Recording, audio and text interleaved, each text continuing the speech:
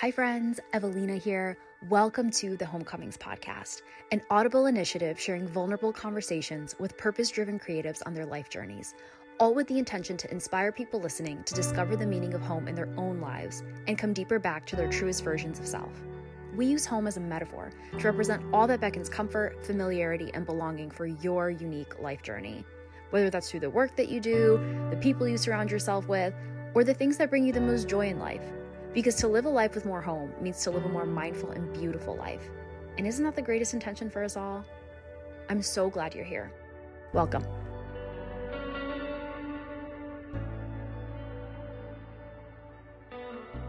Hello, friends. Happy Tuesday. Welcome to another episode of the Homecomings podcast. I'm your host, Evelina Olachowska, brand strategist, designer, and fellow creative human supporting other purpose-driven creatives to unearth their mission and share it loudly and proudly with the world. My guest on the show today is my dear friend, Stacy Thal. I'm pumped for this one today because it is a topic that is so near and dear to my heart, and one that ever since I discovered it in my business just a couple years ago, I have gone all in on leading with this topic in my client processes, in my work, and that is brand strategy. What is brand strategy? Well, okay, so for starters, I think when people hear the word brand, like most people get visions of a logo or colors or typography that comes to mind. But when it comes to true branding, true personal, powerful branding, there is so much more than just the surface level. I don't even want to say surface level, but just visual, outward, tangible things. A real brand, there's almost this intangible subjective essence that you can't necessarily see, but you can feel. And this is always what I'm after whenever I'm working with clients. Like, what is that feeling? What is the bigger vision and reason and purpose behind what you're doing, and why? Why is that is the question we're always after.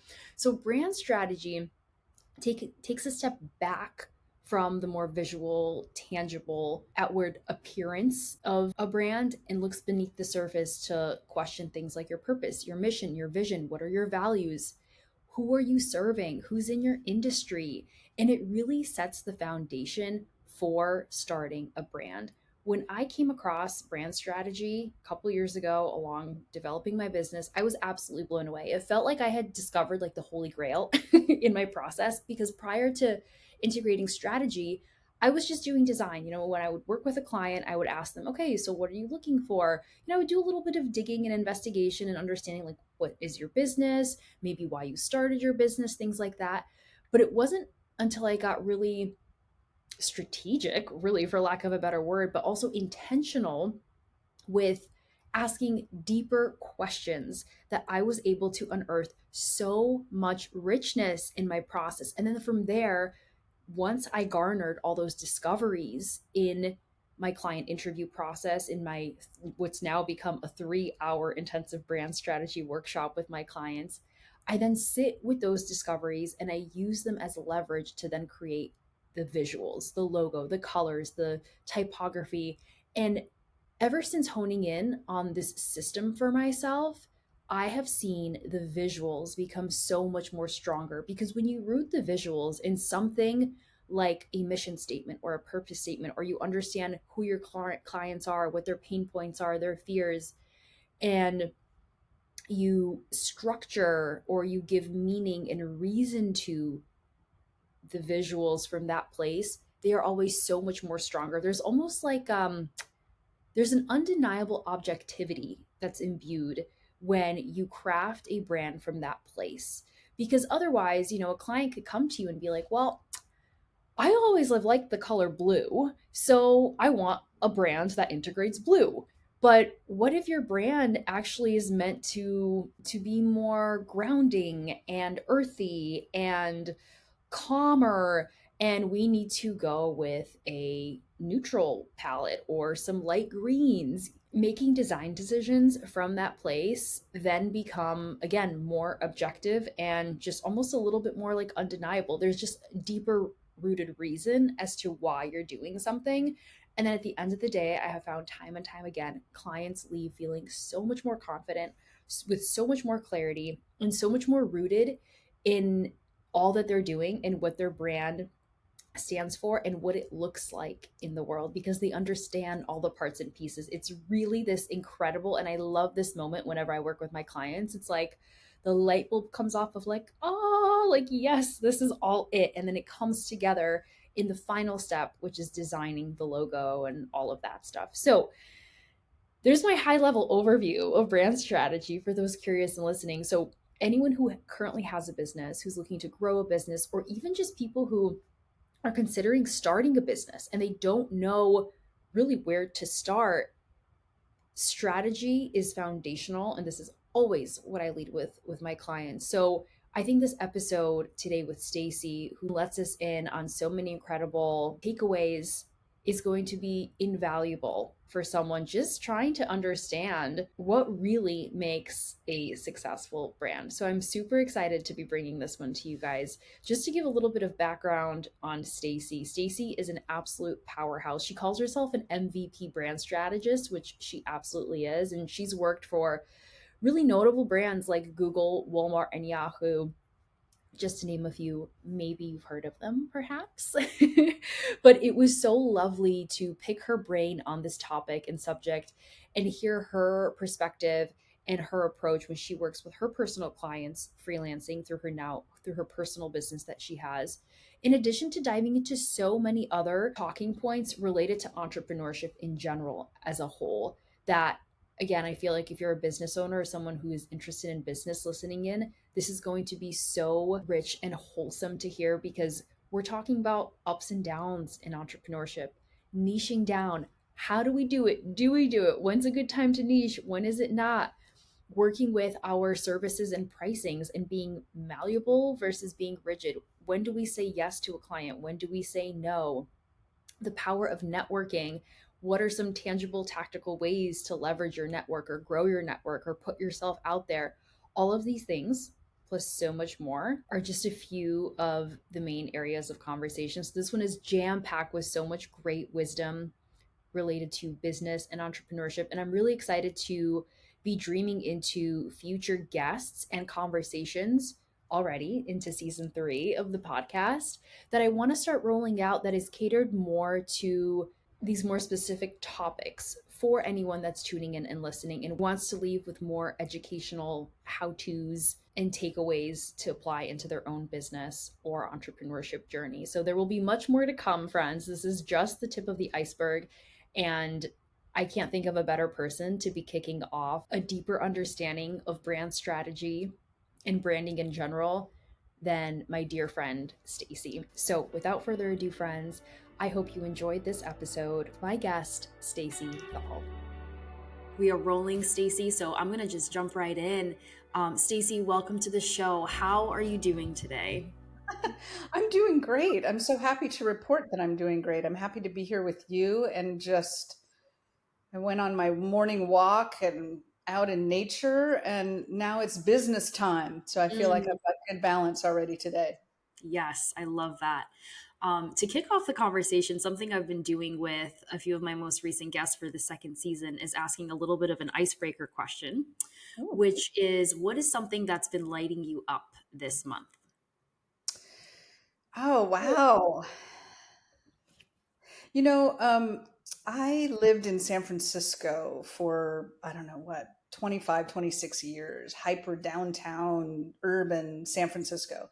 And I created during that time, created an enormous amount of community around myself and nurtured that for years by design so that I could, have a great extended family to connect with.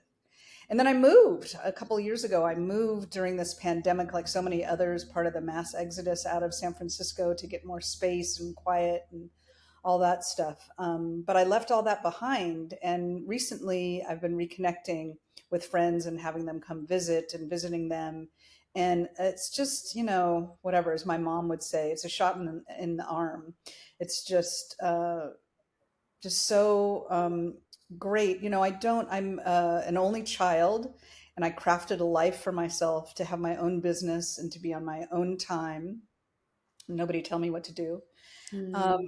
so I don't innately crave company so much. So this pandemic and that way and the isolations that it's pushed me to my edge as well, at different times when we are in lockdown and stuff like that. But I don't crave company, but I do crave connection.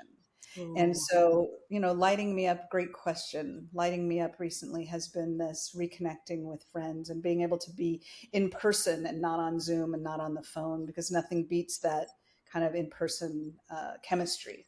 Yeah, of Yeah. course. And this idea of contrast too, you have something, but then it's taken away from you, and then you kind of realize what the void is. And then when you get it back, I feel like there's a deeper appreciation for that in your life.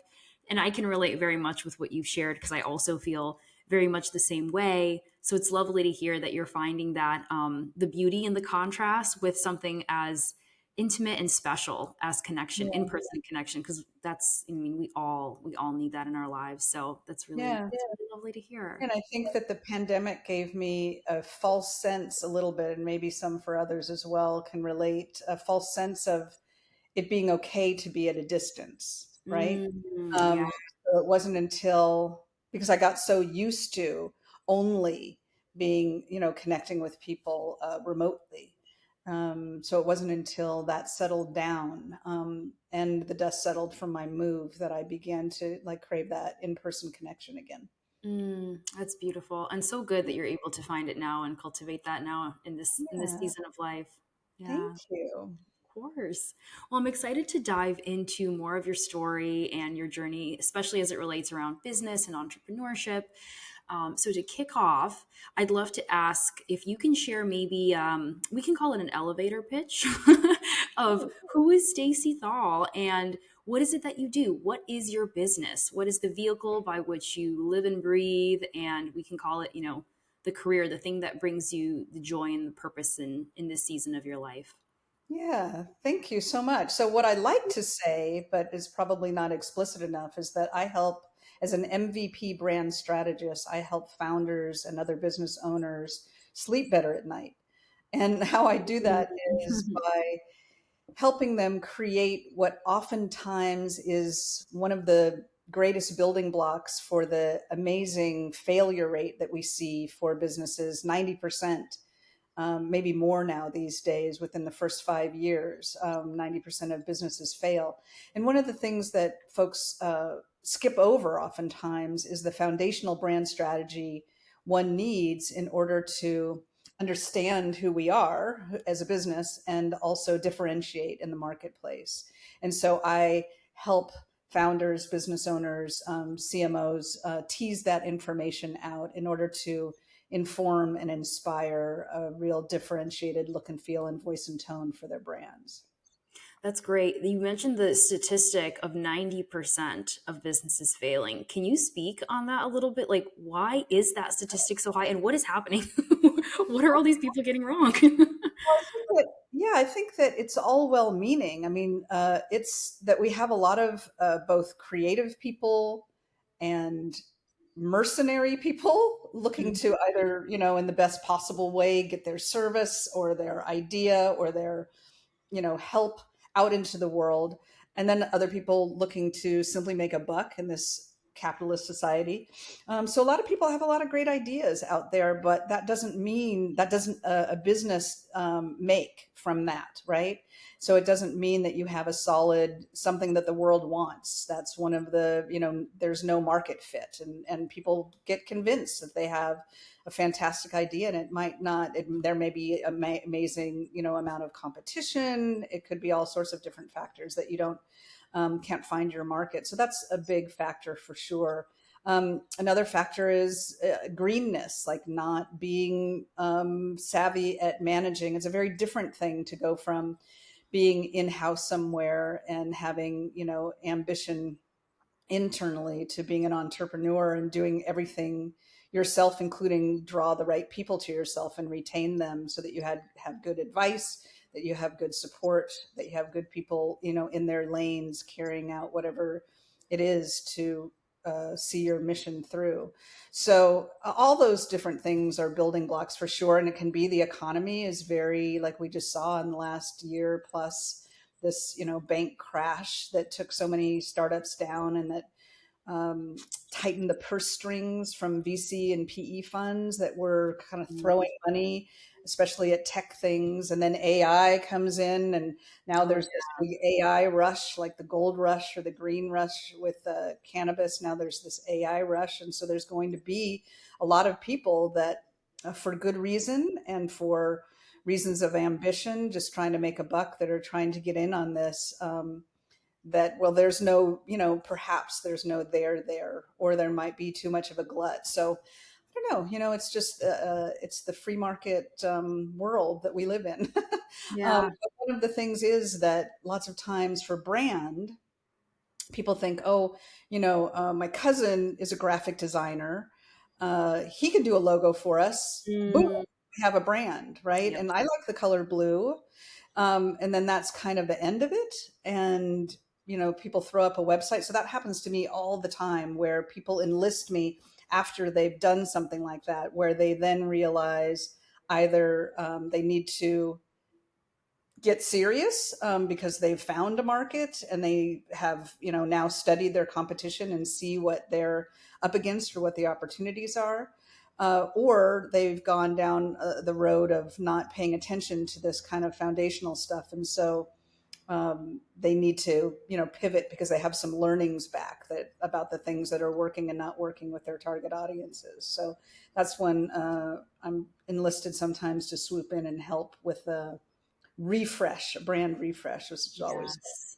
Yeah, I relate with so much of what you shared, and I'm especially excited to be having this conversation with you today because you are my first brand strategist that I'm connecting with on this show, and it's Uh-huh. something very personal and dear to me because I had started off strictly design, not knowing anything around strategy, and I had this light bulb moment for me in my process, especially when it came to starting my own business. Of there's this missing piece here where and it was interesting because I had actually seen it myself through my process where I would be crafting projects for clients and maybe just going with the more, let's just call it visual design aspects of this is what they want. And let me give them the color blue because they love the color blue. Mhm.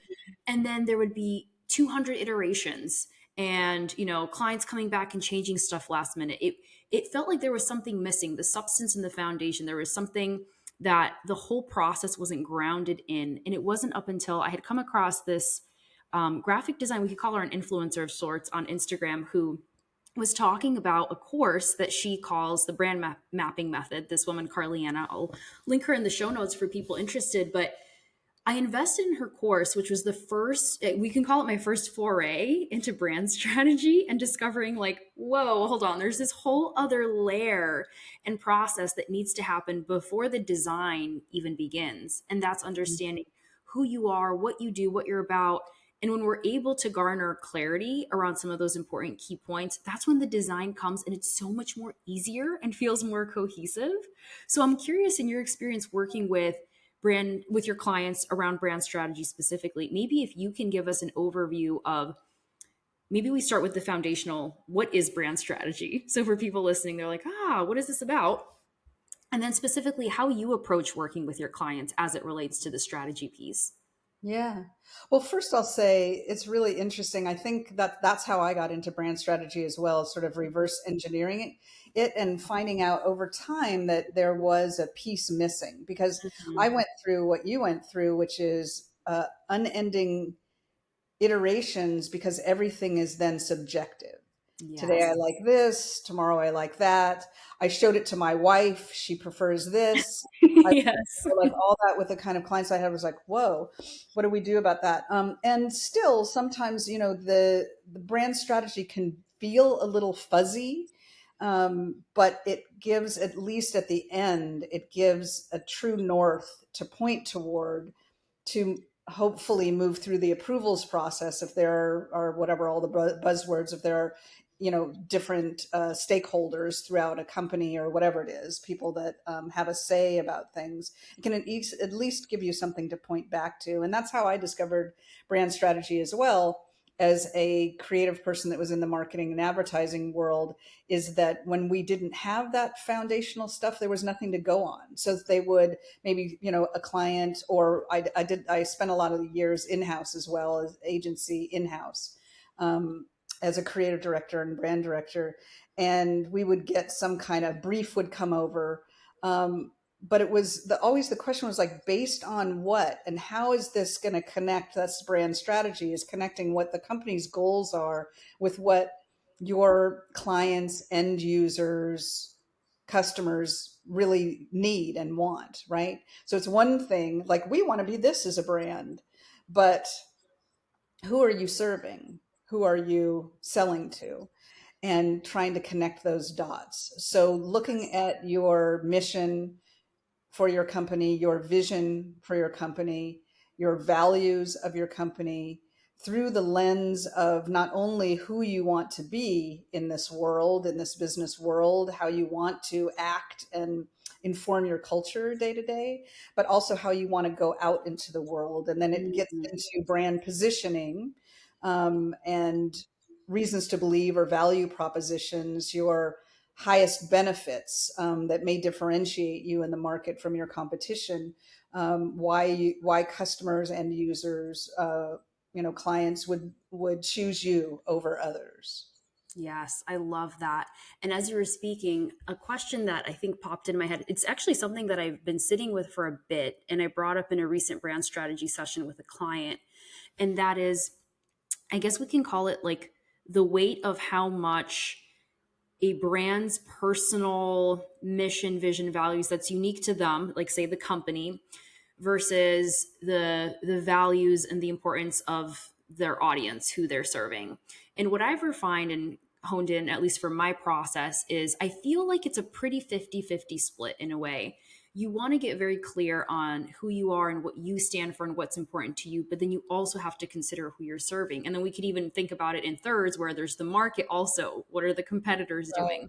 But Mm-hmm. then I feel like there's also this, I don't even know if I want to call it an outlier, but there's this other kind of argument in the space of, there are brands or businesses out there that have a very unique style or an identity. Like we can think about the photographer who only shoots in flash. And, that's what, when you think about something like a Bon Appetit magazine, you recognize their photography because it's a very unique style.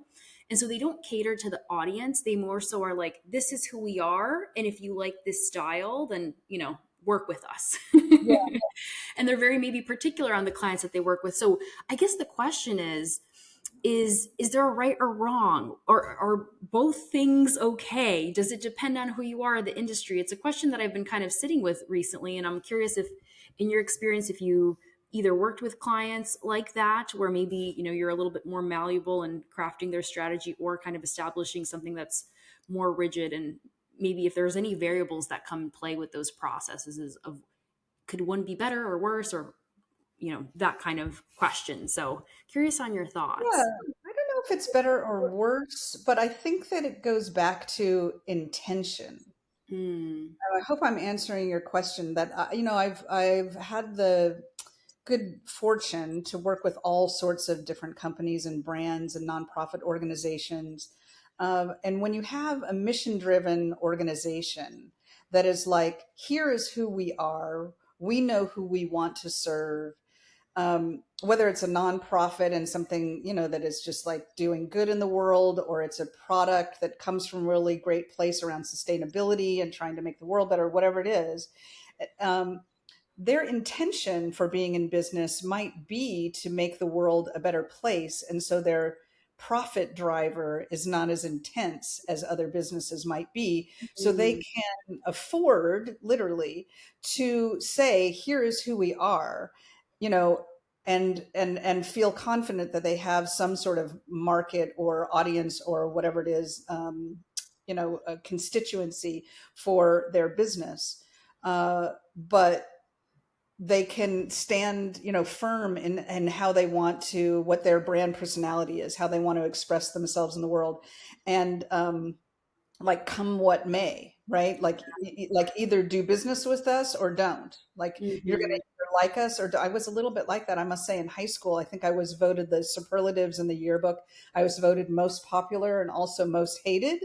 I think I was just like myself. The spectrum. Um, yeah, but I was determined to have authentic relationships and be myself. Mm, So it didn't matter to me, it didn't matter to me that everybody, I mean, it mattered to me a little bit, but it didn't matter to me. It wasn't the driver for me. Where somebody who's looking to make a killing, who's looking to retire or, get acquired or go public, like that have a great ambition monetarily, may bend on who they say they are and how they form their brand personality, strategy, and culture in order to fit the world and their market best, so that they can maximize their profit potential. So I yeah. think it comes back to intentionality. I love that. I love that word too, because I think with intentionality comes, I mean, so much, it's more richness, it's more meaning, it's more depth. And I'm curious too, when it comes to your, we can call it client selection process if we want to name it that, and who you opt to work with and why. What does that look like? Because I'm thinking, personally for me, it's been an interesting journey, now almost 3 years in business, having started off. And, I think there's this argument or this idea of like, oh, the more niche down you are, the better it is, or, and it's dependent, of course, on the person and the industry that you're in. But it's something I've always struggled with myself. Who am I serving and why? But I think for me, it's always come down similar to that word intention. It's like there's something bigger here that you are wanting to do than just yourself. You're purpose driven, you're mission driven. There's intentionality behind that. And I always look for that with clients. And it's not necessarily you're in a specific industry, but it's more so like the driver behind that. So I'm curious what that looks like for you and how you go about selecting which clients you work with. Yeah, I would say in full transparency, reflecting on conversations we've had previously, uh, I wish, my hope, my ambition in the new year and moving forward is to be able to have more discernment about that. I'm Mm, blessed, grateful to have a whatever roster of clients right now with interesting, smart people that I love working with in all sorts of different spaces. But I think because of the economy and because of the pandemic and how volatile the world has been, I haven't had the power of no for some years now. And so I'm saying yes to everyone. And I think the universe is smiling on me and hooking me up with good people in all sorts of different spaces that I wouldn't necessarily go after. This idea of the riches in the niche and all that, I think yeah. it's just like anything else, is how you define niche. Um, for me, part of the joy, part of the benefit that I get of the hard work that I do is being able to dip into all these different worlds. It keeps me interested. It keeps me learning as a lifelong learner.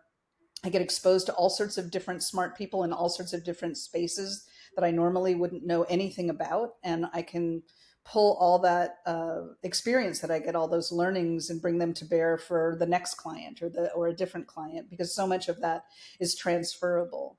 So so for me, the niche is more about how I work, like a little bit about what you're talking about. I would much prefer to work with people and I can feel it, just like, in friendship realms or in, this, my social world or whatever it is. When it clicks, and sometimes I have clients that are more, challenging than others or more buttoned up than I would normally be. For me, honestly, like if people are swearing during meetings, I know I'm in the right place. I just need to, remember that whatever we're doing from 9 to 5 and then some is humans dealing with humans still, and that it's, for the most part, it's not, especially given everything that's happening in the world, it's not that dire, to have a sense of humor along the way. But Absolutely. but I don't know. I don't know about that. I love the wellness world. I love skincare. I love all that stuff. I try all the time to get more and more clients in that space. I'd love to be the go-to for that, mainly because um, marketing leaders, and and others who make those kind of business decisions to hire folks like us, love that sense of security to be able to see they've done it. In for Yeah. these people, they can do it for us. But working all these years as a creative director with so many different creatives, I know none of that is true. That if we can, write, we can write. If we can design, we can design. And again, that's just part of the joy, is being able to, dip into these different worlds. Yeah, this is so good. As you were speaking, I thought of the expression. Oh, I don't know if it's an expression, but it's maybe the phrase that's like, the universe doesn't always give you what you want, it gives you what you need.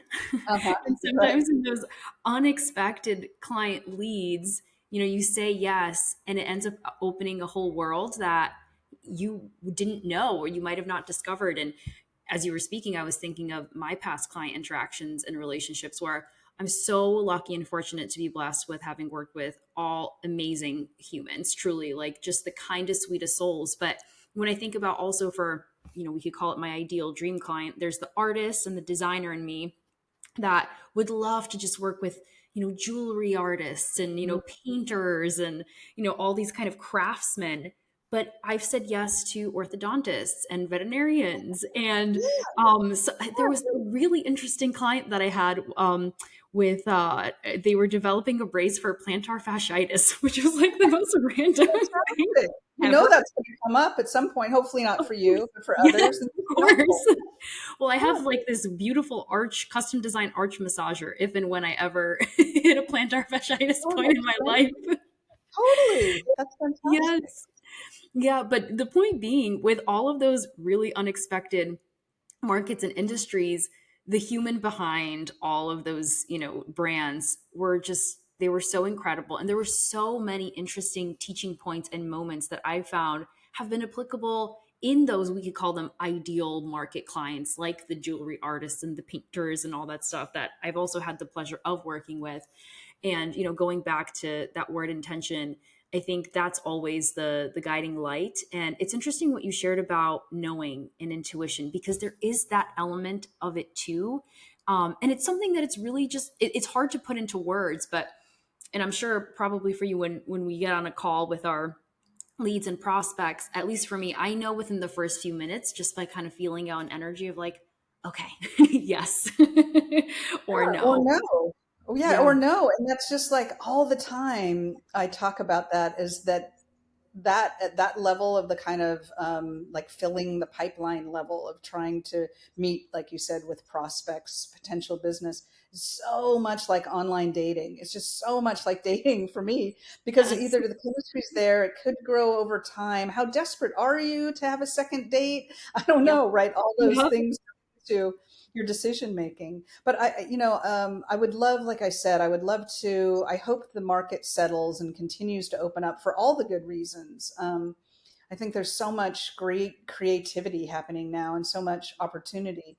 And I'd love to get in on that action. And I would love to have the power of no. I realize that over the last year and a half, because of the volatility in the market and other reasons, outside my control, I've been scraping around and hustling for business. And then finally, I have a bunch of clients right now. And I had somebody, whatever, approach me through my network, and I was able, like on the fly, in the moment, I'm saying in my head while I'm listening to this guy, there is no way I'm going to work with this guy.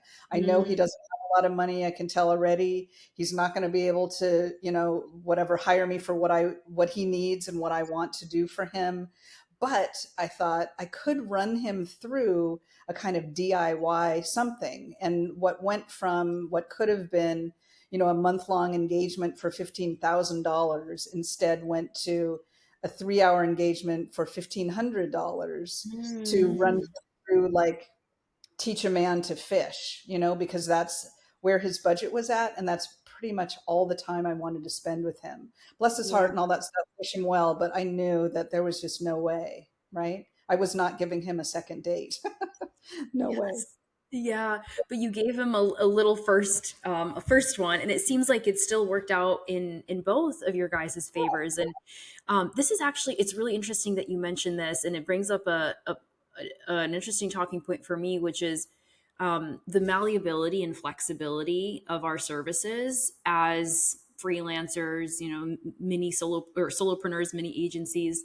Of what does that look like? Because I've refined my services over the years. I've raised my prices, but I'm always finding it's a push and pull of going lower versus going higher or compromising. And I think at this point of my business, I've just had to let go of the rules and kind of take it one by one because every client is so unique. And sometimes, again, and it's maybe we just go back to this energetic feeling, like you just kind of have to test the waters and kind of feel in what they're looking for. So I'm curious, as it relates to your services and offerings specifically, what that journey has been like for you. It sounds like there's a malleability and a flexibility that you've adopted, or are you mostly kind of like rigid on the offerings? Like what does that look like for you? Yeah, I think it's really important. I try to do everything that it's a great question because I struggle with it all the time. Because I meet a lot of great people who need help and also don't have the money. And Mm, I had a revolution, I don't know, a few years back in doing this consulting work as a brand strategist that I do, where shout out to Indie Collective, which maybe you can put in the show notes here. But Indie Collective is like a MBA 2.0 full immersion boot camp for entrepreneurs to go from an employee mindset to an entrepreneur mindset. And they have all this ungated content through their podcast that's called the Modern Independent. And mm, um, and so I was listening to that, and it really revolutionized the way, and I imagine you've gone through this process as well, but the way that I approach, what it is that I do. And I really realized, mostly in going back and interviewing some of the clients I had to try to figure out at what point, why, and at what point they hire me so that I could figure out how to market myself to others.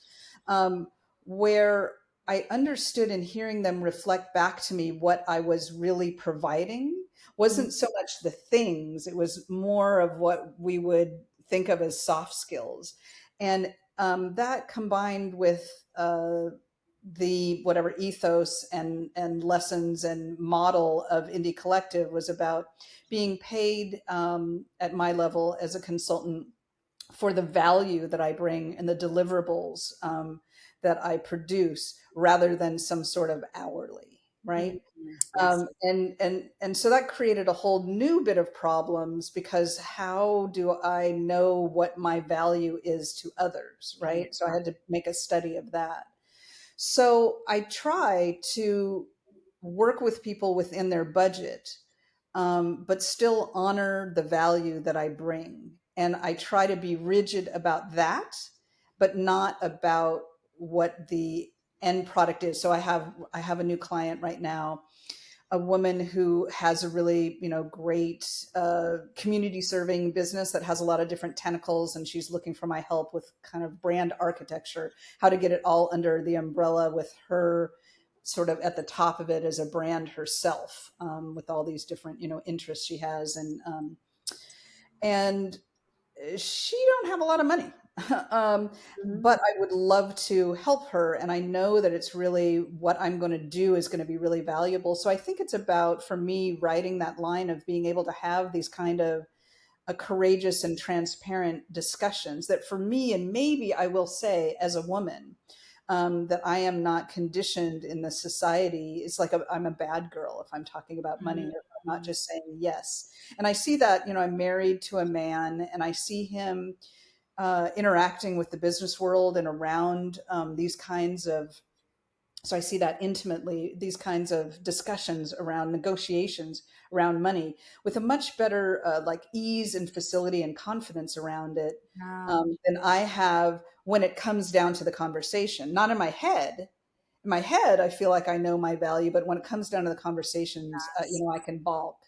Mhm. So with this woman, I put it out to her and I said, does whatever it was, because this was another situation where she did not have the money for me to do the things for her.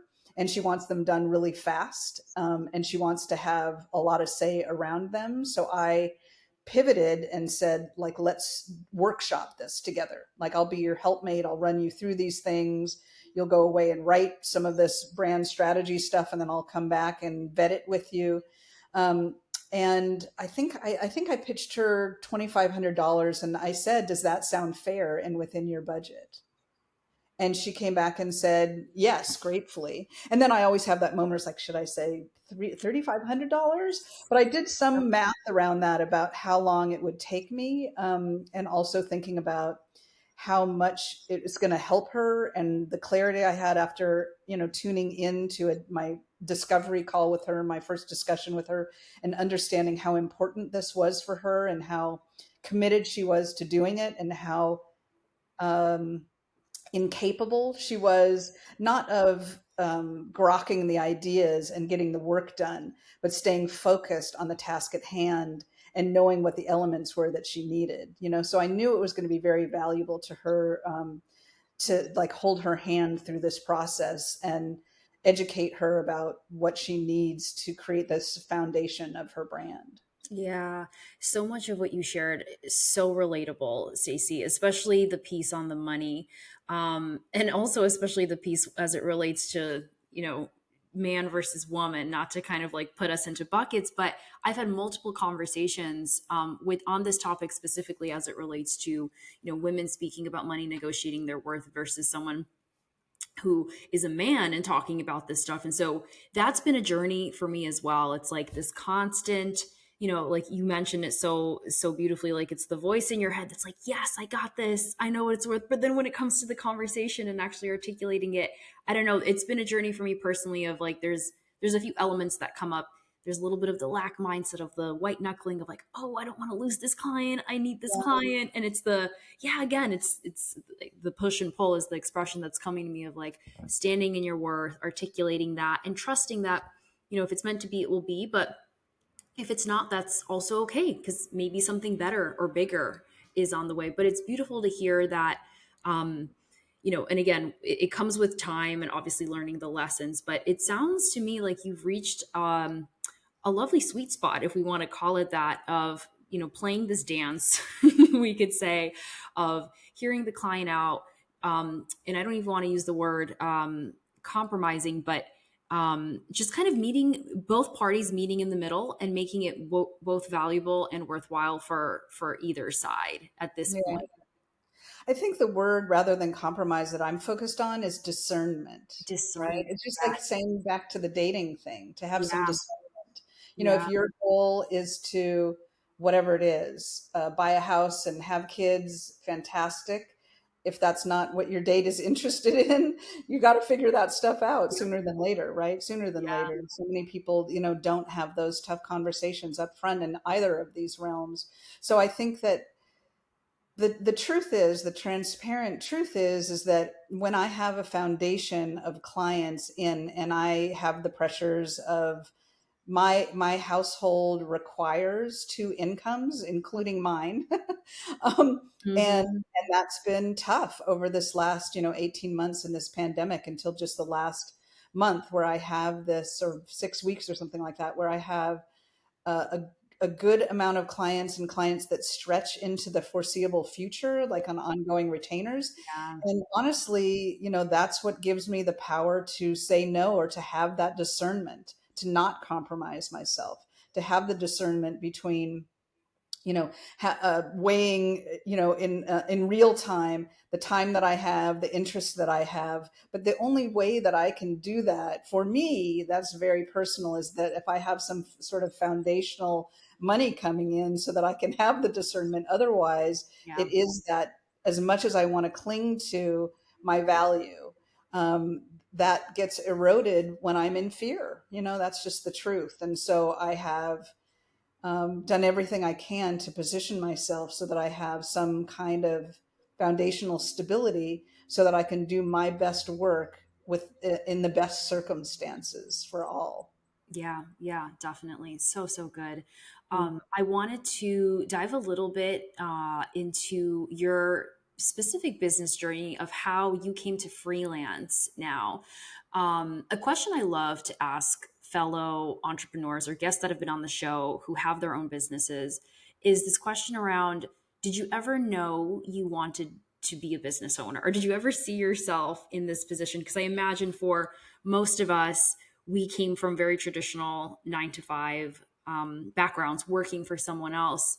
And it's always fascinating for me to hear the responses and reactions from different people of, sometimes it's come up so unexpectedly. It's just organically unfolded, like, oh, here I am doing my own business. And other times it's like, it's always been this internal knowing of like, I need to work for myself at one point. So what has that journey been like for you?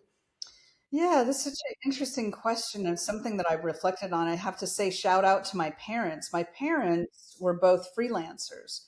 My parents were both, independent contractors. My dad was a photographer in the Hollywood film industry.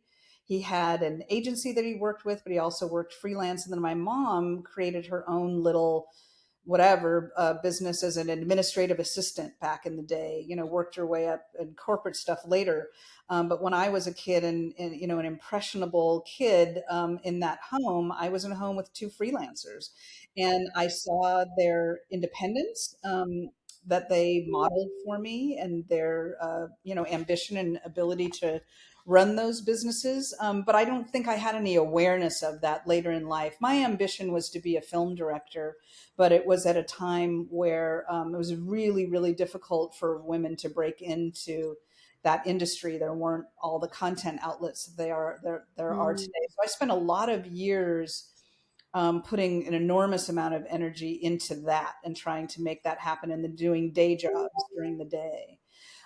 So for me, it was as I was doing those day jobs and trying to make the film thing work, I had this leg up of never really feeling like my jobs were part of my identity. They were always an ends to a means. So I've always had a kind of different relationship with work and money. I think that's in part because my dad was an artist at some point and not a commercial photographer, and we went through some pretty significant poverty, including some homelessness. I've had a different relationship with work there, where it's been I had an enormous amount of love in my home, and so that's always been my focus. And having this innate knowing or a developed knowing over time of what's really important for me is creating and nurturing the relationships I have while on this earth,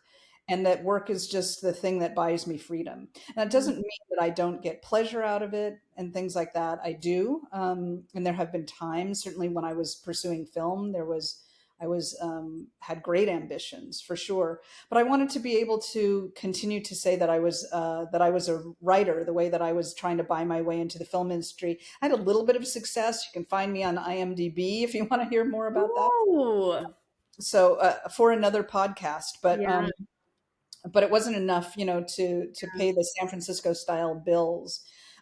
So I went on Craigslist back in the day and just saw writing jobs on there and started doing writing jobs, and then ended up, combining that with my interest in pop culture and all things marketing, and cobbling together this freelancing thing sort of by accident, but part of it, to fund what I was really trying to do.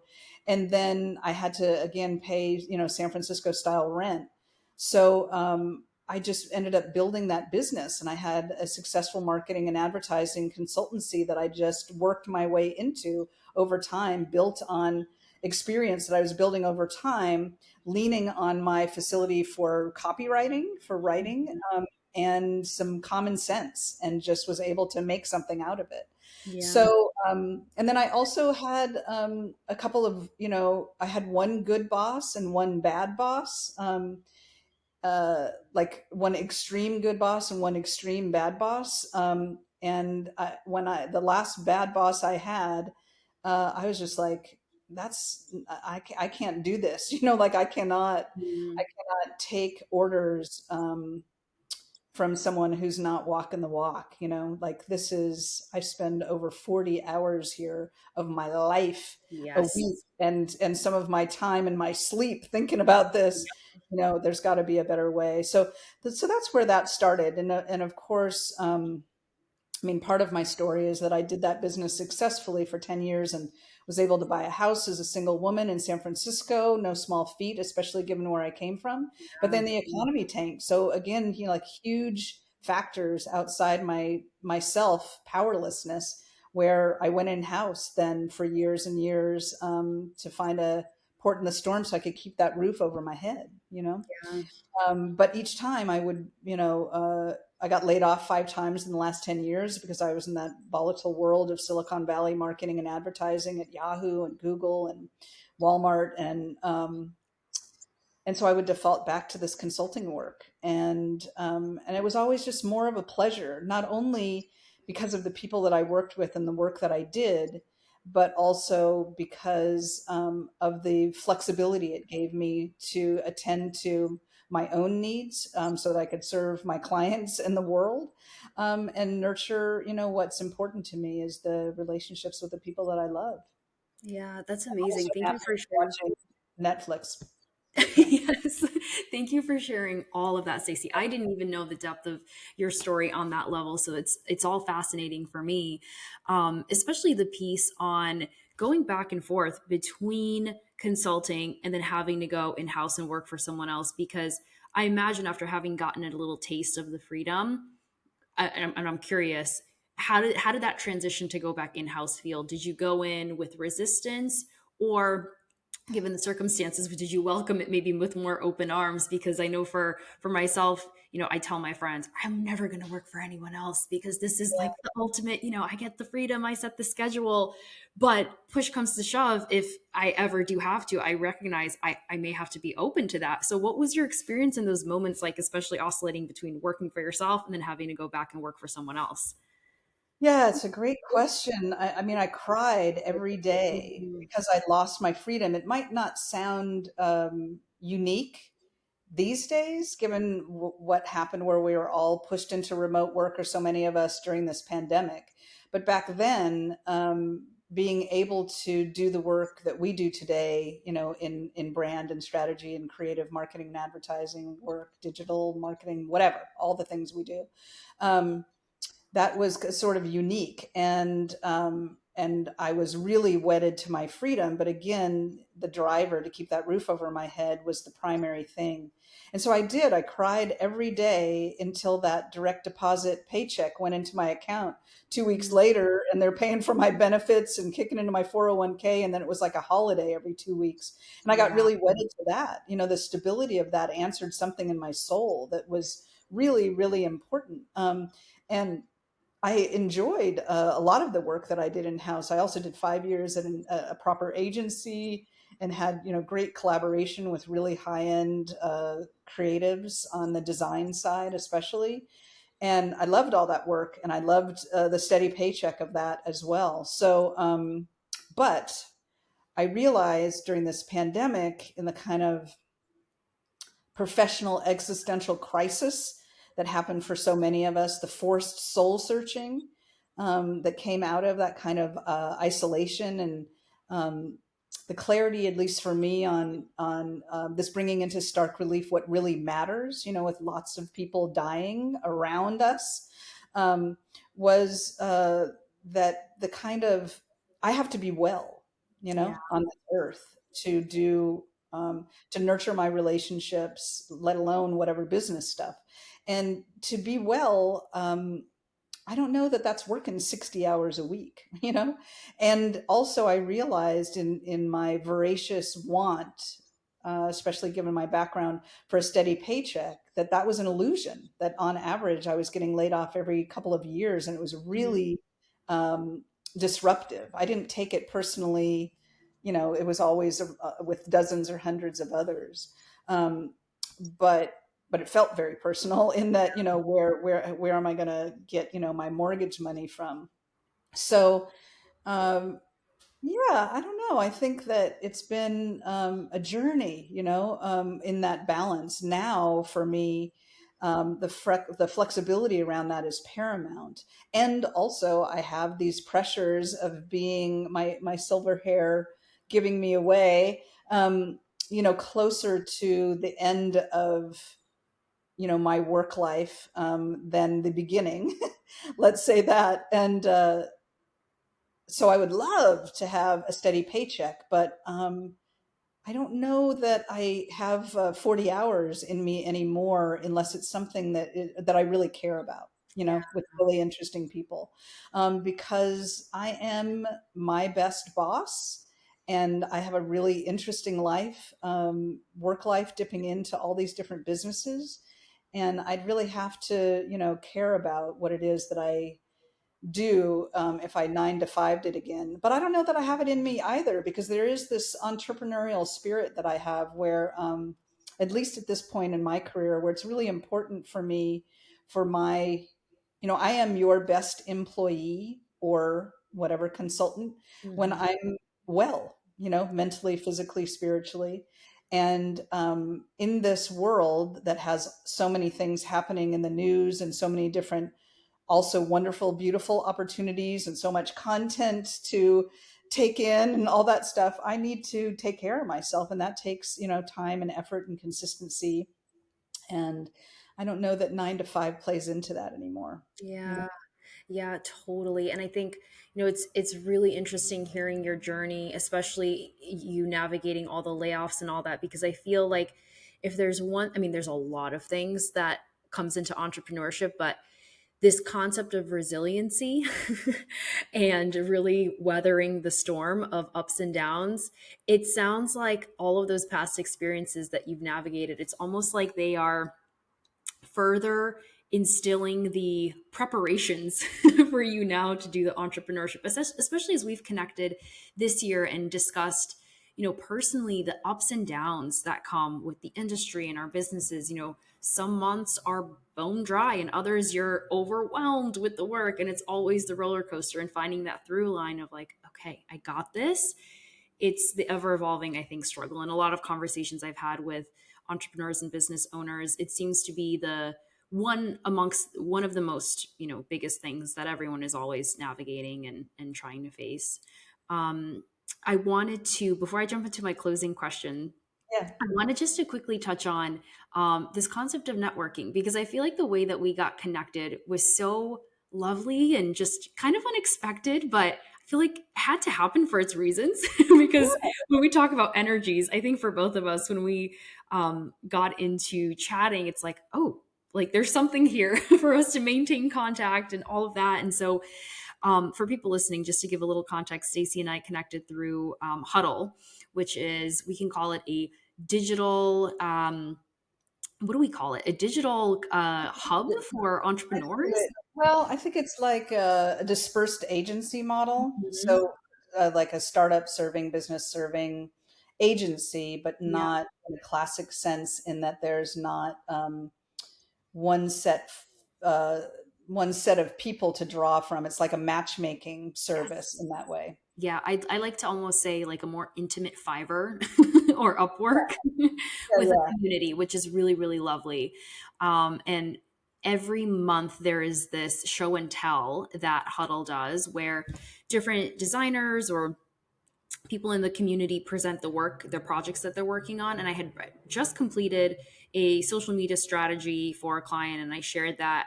And you gave such beautiful feedback that was so reaffirming that I was like, oh my goodness. And I think this is also another struggle. If we want to talk about the entrepreneurship journey, it's like a lot of times you're in it alone. So whether it is constructive criticism or just reaffirming feedback, I rarely have that to bounce off Right. of people, Mhm. which in that moment it was just so powerful to again hear your feedback and the other feedback from other individuals. But afterwards, you had reached out to me via Slack, like, love what you shared, like, let's connect, let's stay in touch. And I so appreciated that, because I'm always open to making connections and all that. And I especially have seen in my business the power of networking. So I wanted just to ask you what your journey with networking has been specifically, and what have you learned, especially since becoming an entrepreneur, around networking, and how do you leverage that to maybe support your business?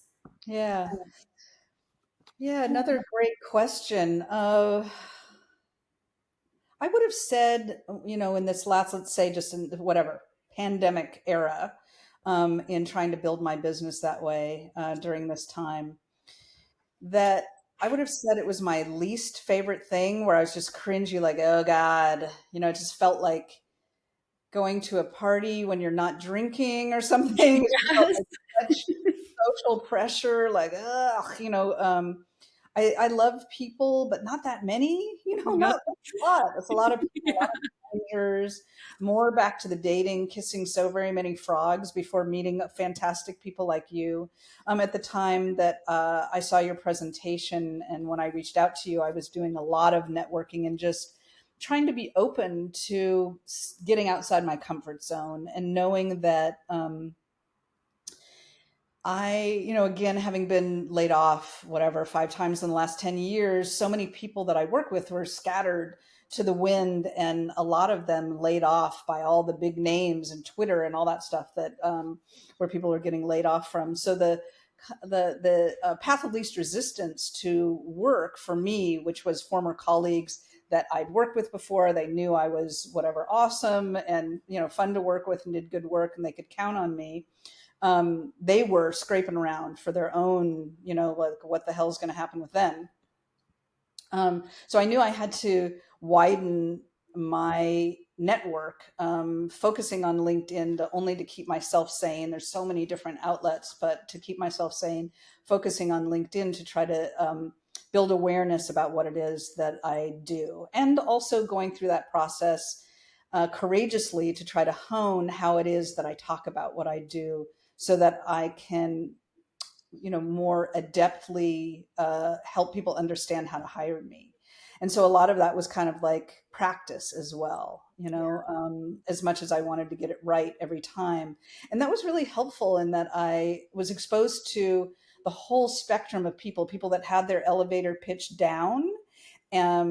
And you could tell that it was like there was no there. It was very salesy, and other people that had it down where it felt very organic, and you knew that they were really committed to whatever it was they were doing. Then a whole bunch of other people that were still finding their way.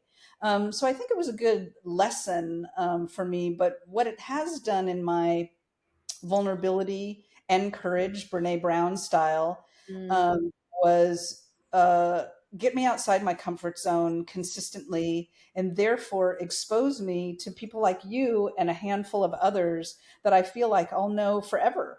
Where I know that we will help each other where we can when it comes to business and support each other on the rest of what's most important is that, this personal journey of trying to, whatever, live our best lives and do good work. yeah, yeah, so good. And I so relate to the cringe factor of networking and outreach. It Mm. can feel very scary, but when I look back at some of the we could call it random or just spontaneous outreaches that I've done that were maybe rooted in a little bit of fear, they've turned out to surprise me so much in beautiful client relationships or interactions or referrals. So I'm curious if there's any maybe tangible pieces of advice that you can offer or share to anyone who might be struggling with that fear or that cringiness. Is it just push past the comfort zone? Is it a little bit of a strategy of like just post on LinkedIn every day? I mean, everyone's so unique, but I'm curious if you have any insights on that. Maybe like a couple tangible tactics for anyone who wants to expand their network or get a little bit deeper into their networking journey. Yeah, I think don't be afraid to experiment, and pay attention to how you feel when you're doing it and try to honor that. I started part of my networking with a group that felt really promising that was centered around fractional executives, which was my aim at the time, this bridging the gap between in-house employment and steady employment as an entrepreneur, or steady work as an entrepreneur, is to kind of like come in and have a fractional whatever engagement. And I went there scared, cringy, got exposed to a few good people. It kept me going, but I got the sense that it was not for me pretty quickly. But I kept at it again with the driver, never fantastic, of my desperation around the bottom line money stuff. Kept hoping it would work and hoping it would work and be something that it wasn't. And again, I don't know, back to the dating thing. Like, Yeah. right? I think so many of us have been guilty of that, where you don't see the red flags, or you don't pay attention to your own, inner stirrings, because you have this idea, like, oh, well, he, in my case, whatever, like, oh, well, he does X, Y, and Z, but that's okay. Yeah. Like, he loves to camp. I don't ever want to go camping. Sorry, ever. That's what we'll figure that out. No, you probably won't. So I think, don't be afraid to experiment, but also, trust your gut as well. And, keep throwing things against the wall and see what sticks over time. It's a process. It's a process, and not to have a lot of expectations that you're going to hit it out of the park immediately. It takes a while, I think, in any endeavor to find your tribe. Yeah. But I have found great people now in this, largely dispersed way that I really connect with, that I've kept in touch with, and that we're, referring each other and looking out for each other. Yeah. I love that. I love that so much. Okay, I want to jump to my final three closing questions with you. The first being, what is a piece of advice you would give to someone who is on the fence about starting a business venture or a side project, but has a lot of fear or doubt getting in their way? Yeah, I mean, that's the way I started was, and I just talked to somebody about this yesterday. I talked to a copywriter yesterday who has a full-time job as a copywriter and editor, for this burgeoning startup that's just like, I cannot get away from on TikTok. So they're doing pretty well, but she is not the happiest there. And I think, we talked about it, and the way I started was I just started to figure out how to do consistent micro radical self-care throughout the day so that I could have the time and energy to moonlight, right? Mm, And as I began to build that business, it gave me, on the side, it gave me the confidence to be able to let go of the 9 to 5.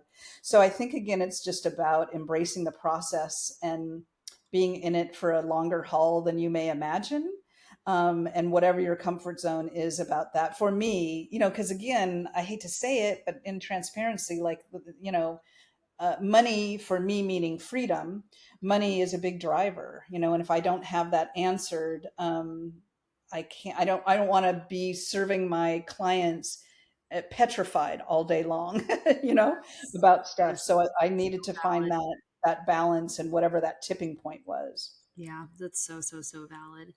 My second question is, what does the word purpose mean to you? And do you currently feel like you are living your purpose? Oh, yeah. Wow. Well, that is a big question for me. That's a huge yes for me, but that's has everything to do with everything outside of business. Almost 20 years ago, I never was super into drugs or alcohol, but food caught for me. And I Mm, identify as a food addict. And, I found finally, after 20 years of, absolute misery, and, in this horrible cycle of, eating and being powerless over that, no matter how much money I threw at it or whatever, I found a recovery program around food addiction called Food Addicts and Recovery Anonymous, that, is just people helping people like Alcoholics Anonymous, but around food mm, and body issues.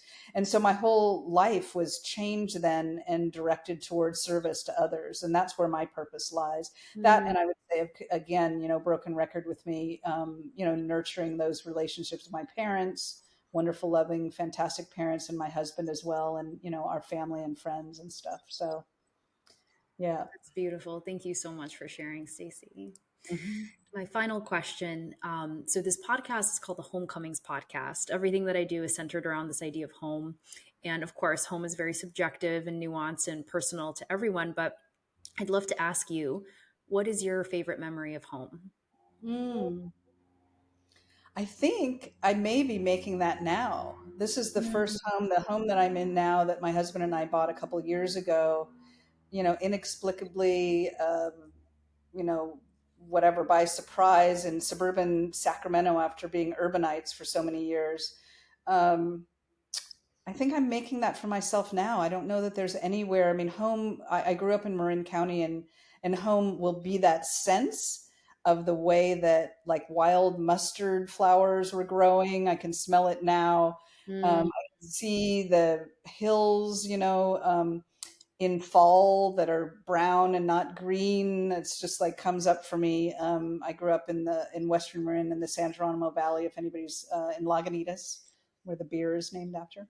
Um, so that's the idea of home for me. But I think I'm making my home now in this beautiful, wonderful dream home that my husband and I found in an unexpectedly in this dream neighborhood with dreamy neighbors and stuff, and creating what is going to be, the beginnings of the final chapter of my life.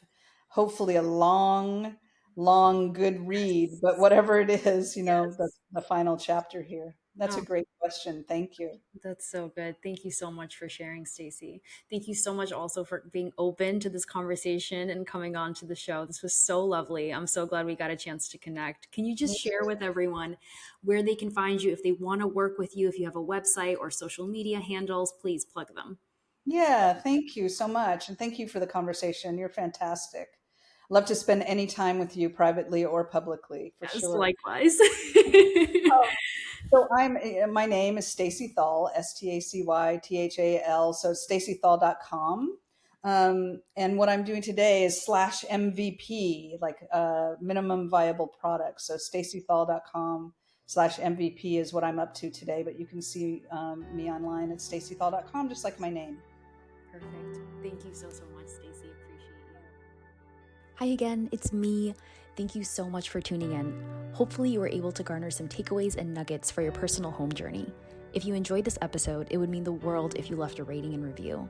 And if you'd like to connect deeper, find me at Studio Dumka on Instagram, where I share content on all things home, of course.